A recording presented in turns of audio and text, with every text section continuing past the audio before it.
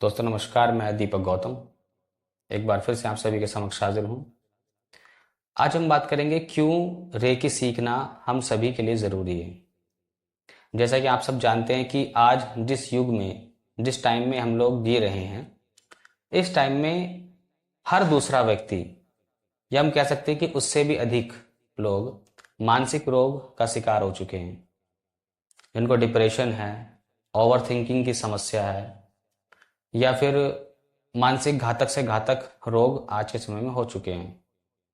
जीवन में गुस्से का बढ़ जाना, जीवन में नकारात्मक भावनाओं का बढ़ जाना, मन ना लगना, हर प्रकार से ऐसी स्थिति हम लोगों की आ चुकी है जहाँ पर हमारे पास कुछ भी क्यों ना हो, लेकिन हम आनंद में रहना भूल चुके हैं। और ये ऊर्जाएं इतनी ज़्यादा हैवी होती जा रही हैं हमारे समाज में कि हर दूसरे व्यक्ति को प्रभावित कर रही हैं। एक समय था जब ये कहा जाता था कि व्यक्ति अगर संपन्न है तो ज़्यादा सुखी हो सकता है, लेकिन ये बात आप भी जानते हैं और आप इसे कनेक्ट भी कर पाएंगे कि अगर आप संपन्न भी हैं तो भी आप मानसिक रूप से पीड़ित हैं, तो भी आप मानसिक रूप से हताश हैं, तो भी आपके जीवन में आनंद नहीं है, आपके जीवन में खुशी नहीं है। आप जितनी भी खुशी ढूंढ रहे हैं सब एक पल में, एक मोमेंट में ढूंढ रहे हैं, या फिर आप शराब या इस तरह की चीज़ों का सेवन कर रहे हैं कि हमें कुछ खुशी के पल मिलें, हम कुछ देर के लिए आनंद की अनुभूति करें। लेकिन ये चीज़ हो क्यों रही है? क्योंकि हम लोग अपने अस्तित्व से दूर जा चुके हैं, अध्यात्म से दूर जा चुके हैं, ध्यान से दूर जा चुके हैं, योग से दूर जा चुके हैं, अपनी ऊर्जाओं से दूर जा चुके हैं। हम जिस प्रकार के एनवायरनमेंट में रहना शुरू कर चुके हैं, उस एनवायरनमेंट में इतनी नकारात्मक एनर्जीज हैं कि हमारे पास कोई भी सलूशन नहीं है कि हम उससे बच पाएं। क्योंकि प्रत्यक्ष रूप से जब तक हमें कोई चीज़ दिख नहीं जाती है, हम तब तक उस चीज़ का बिलीव नहीं करते हैं। लेकिन अप्रत्यक्ष रूप से सभी की ऊर्जाएं आप लोगों पर प्रभाव डालती हैं, आपकी दूसरों पर डालती हैं, दूसरे व्यक्ति की आप पर डालती हैं। और इसी वजह से आपके जीवन में तनाव, डिप्रेशन, टेंशन, अनिद्रा जैसे रोग और भी बहुत सारे रोग बढ़ते ही जा रहे हैं। हालांकि इसके बहुत से भी कारण हो सकते हैं, और भी बहुत से कारण हो सकते हैं। आप देख पा रहे हैं कि किस प्रकार से करुणा जैसा भाव लोगों के अंदर खत्म होता जा रहा है, लालसाएं बढ़ती जा रही हैं और आनंद खत्म होता जा रहा है। इसीलिए हम इन सब चीज़ को बनाए रखने के लिए अलग अलग प्रयोग करते रहते हैं। कुछ लोग नशे का प्रयोग करते हैं, कुछ लोग कुछ और चीज़ का प्रयोग करते हैं, लेकिन कहीं ना कहीं हम छोटे छोटे पलों में खुशी ढूंढ रहे हैं। और हमें ढूंढने की ज़रूरत इसलिए पड़ रही है क्योंकि हमारे पास परमानेंट सोल्यूशन नहीं है।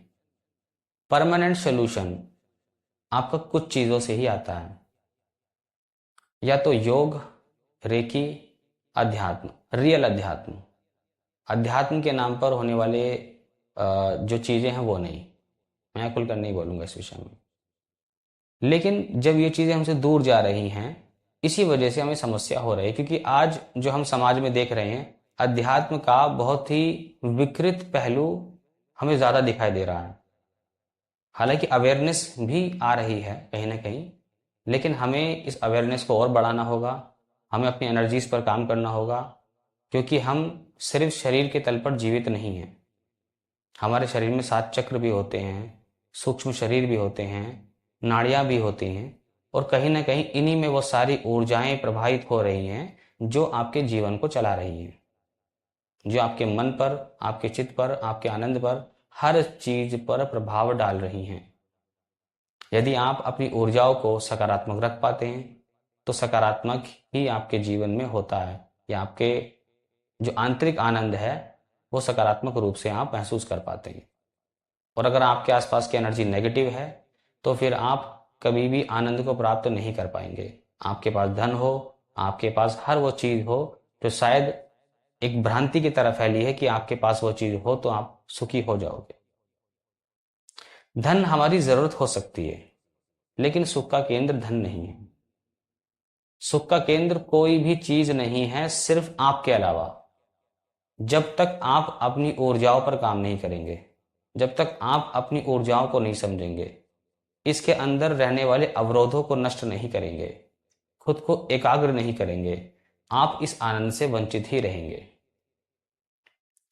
और ऐसा भी नहीं है कि ये सब कार्य करने के लिए आपको वर्षों की तपस्या करनी पड़ती है, वर्षों का मेडिटेशन करना पड़ता है, वर्षों का अभ्यास करना पड़ता है। नहीं, इस तरह की चीजें भी समाज में फैलाने का कार्य कुछ लोगों ने किया है, जबकि आप कोई भी कार्य क्यों नहीं करते हैं। आप बिजनेसमैन हैं, आप डॉक्टर हैं, आप इंजीनियर हैं, आप जॉब करते हैं, टीचर हैं, कुछ भी आप करते हैं, तब भी आप अपने अध्यात्म को लेकर चल सकते हो और अपने कार्य के प्रति भी आप ईमानदार रह सकते हो। अपने काम में आप एक आनंद ढूंढ सकते हो, अपने जीवन में आप आनंद ढूंढ सकते हो, लेकिन प्रयास हमें खुद को ही करना पड़ता है। और रेकी में जब आप प्रयास करते हैं तो आप स्वयं को भी लाभ देते हैं और दूसरों को भी लाभ देना शुरू कर देते हैं।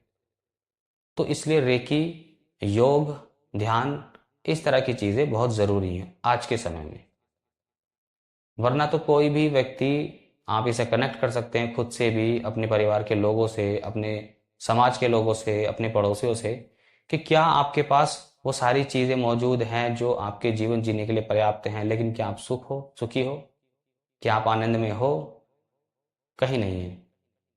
अगर आप किसी व्यक्ति के अंदर झांके तो आपको सिवाय निराशा के कुछ नहीं मिलेगी, क्योंकि ये सिर्फ आपकी निराशा नहीं है। ये निराशाएं, ये तकलीफ ऊर्जाओं के फॉर्म में आपके वातावरण से, आपके आसपास की एनर्जी से, आपके आसपास के लोगों से, आपके आसपास जो एक एनवायरनमेंट है उससे आपके अंदर ट्रैवल कर रही हैं और आप इससे प्रभावित हो रहे हैं। और इससे बचने का कोई साधन नहीं है सिवाय ध्यान, मेडिटेशन, योग या इसके अलावा। तो मैं यहाँ ये भी नहीं कह रहा हूँ कि मैं रेकी को ज़्यादा प्रमोट कर रहा हूँ। नहीं, रेकी भी एक पहलू है और बहुत ही बड़ी विद्या है, जिस विद्या के माध्यम से हम खुद को जान पाते हैं, अपने रियल अस्तित्व को पहचान पाते हैं, अपनी ऊर्जाओं को बढ़ा पाते हैं, अपनी आध्यात्मिक शक्ति को जागृत कर पाते हैं। इसी प्रकार से हम योग में भी ये कर सकते हैं, ध्यान से कर सकते हैं, या फिर अध्यात्म के बहुत से ऐसे पहलू हैं जिनसे हम कर सकते हैं।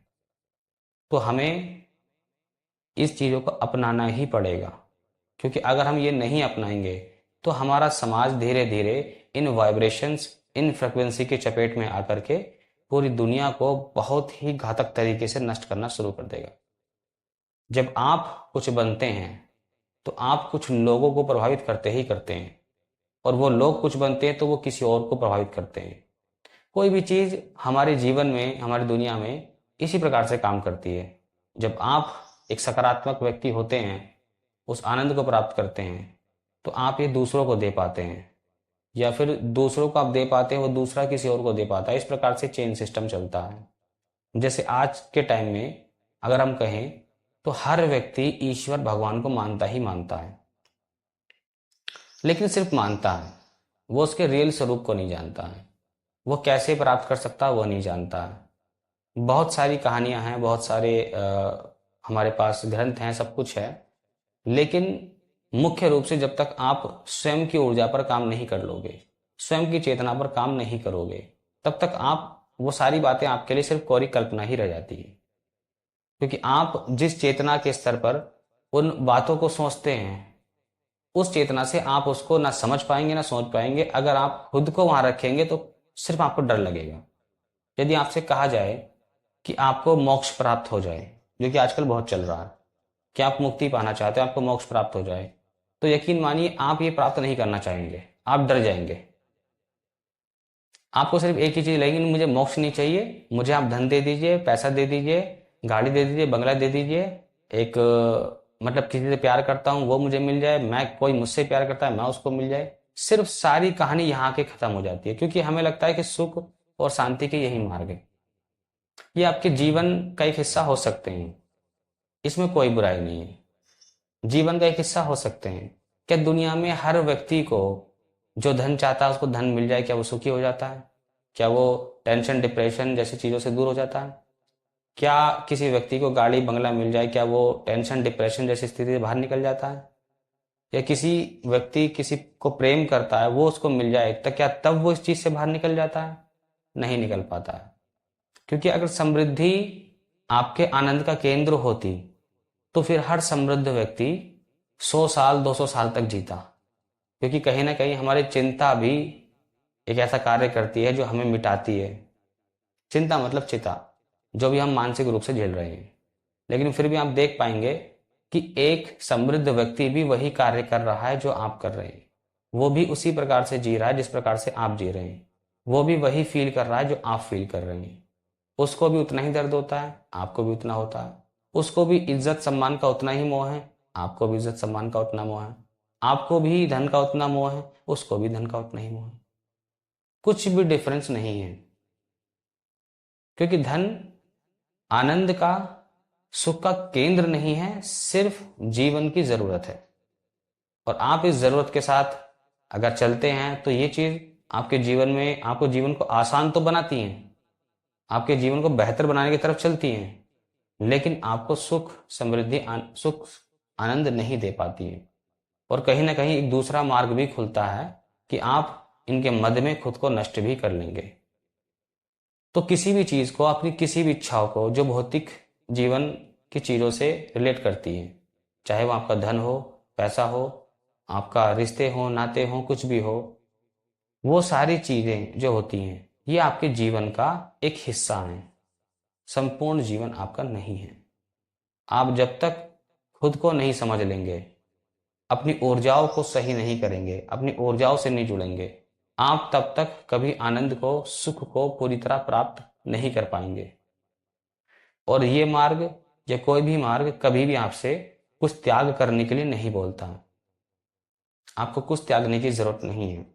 आप बिना त्याग किए ही अपनी इस मार्ग पर चल सकते हैं। और इस मार्ग पर चलने के बाद आप उस आनंद को, उस सुख को प्राप्त कर सकते हैं, ऊर्जाओं को प्राप्त कर सकते हैं, शक्ति सिद्धियों को प्राप्त कर सकते हैं। ये मार्ग में सिर्फ आपको मिलता है, आपके साथ, आपके पास से कुछ जाता नहीं है। और ये मार्ग सभी के लिए जरूरी भी है। जो टाइम पीरियड चल रहा है, बहुत जरूरत है ऐसी फ्रिक्वेंसीज की जो सकारात्मक रूप से समाज में फैले और कहीं ना कहीं इस नकारात्मक पहलुओं को, नकारात्मक पैटर्न को तोड़ दे। क्योंकि अगर ये पैटर्न ऐसे ही रहा तो बहुत जल्द हालात और बिगड़ने वाले हैं। तो हालांकि इस पर बहुत सारी बातें हो सकती हैं, लेकिन फिर भी जो मैं आपको बता पाया, उम्मीद आप समझ पाए होंगे। तो आज के लिए इतना ही। नमस्कार, धन्यवाद।